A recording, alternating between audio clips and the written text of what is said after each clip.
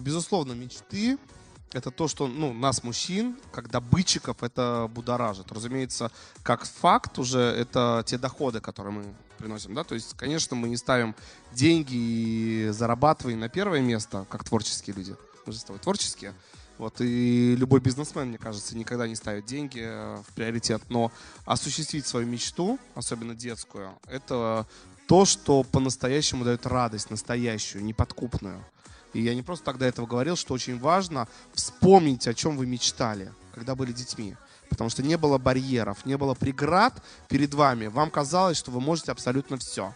Вы можете стать супергероем, вы можете покорить космос, вы можете... Вот то, во что вы верите, вы могли это получать. В своей голове вы это сначала рисовали, видели, проживали, чувствовали.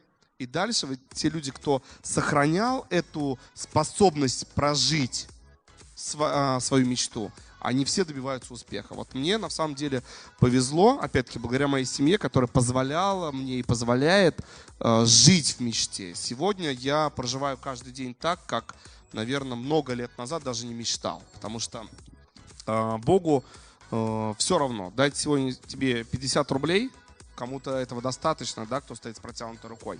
Кому-то $500 срочно нужно, кому-то новая квартира, кому-то обувь новую купить, там еще что-то. Вот нету преград никаких. Вот я абсолютно убежден, что нужен тебе 1 000 000 евро, ты его найдешь.